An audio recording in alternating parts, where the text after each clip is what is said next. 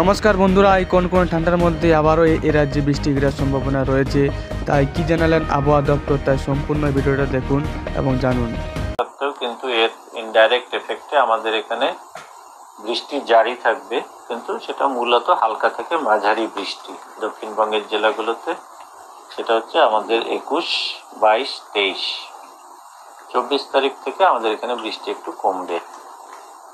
দেখতে পাচ্ছেন বন্ধুরা, যে জেলায় বজ্রবিদ্যুৎ সহ বৃষ্টিপাতের সতর্কতা দিয়েছে সেই জেলাগুলির নাম আমি পড়ে শোনাচ্ছি।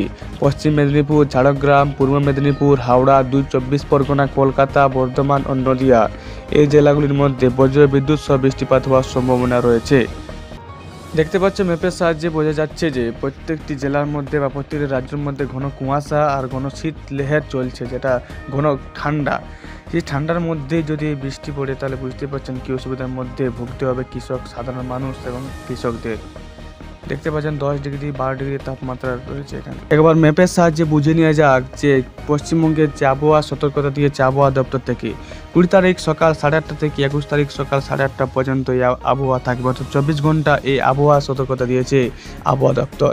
দেখতে পাচ্ছেন ঘন কুয়াশা 50 থেকে 199 মিটার গতিবেগে চলবে দার্জিলিং, জলপাইগুড়ি, আলিপুরদুয়ার এই উপরের রাজ্যগুলির মধ্যে বা জেলাগুলির মধ্যে।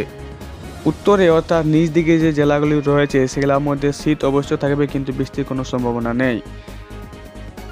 পরের দিন যে সতর্কতা দেওয়া হয়েছে আবহাওয়া দপ্তর থেকে, অর্থাৎ 22 তারিখে যে সতর্কতা দেওয়া হয়েছে তার মধ্যে ঘন কুয়াশা এবং শিলাবৃষ্টি রয়েছে। শিলাবৃষ্টি রয়েছে একমাত্র কালিম্পংয়ে, কিন্তু বাকি জেলাগুলিতে শুধু ঘন কুয়াশাই থাকবে। এবং বাকি যেসব উত্তরের জেলাগুলি রয়েছে যেমন পুরুলিয়া, বাঁকুড়া, হুগলি, হাওড়া, মেদিনীপুর, এই জেলাগুলিতে ঘন কুয়াশা এবং বৃষ্টির সম্ভাবনা নেই, কিন্তু শীত এবং ঠান্ডা থাকবেই। তাই যদি ভিডিওটি ভালো লেগে থাকে তাহলে অবশ্যই চ্যানেলটিকে সাবস্ক্রাইব করে রাখুন নিত্য নতুন ভিডিও পাওয়ার জন্য। নমস্কার।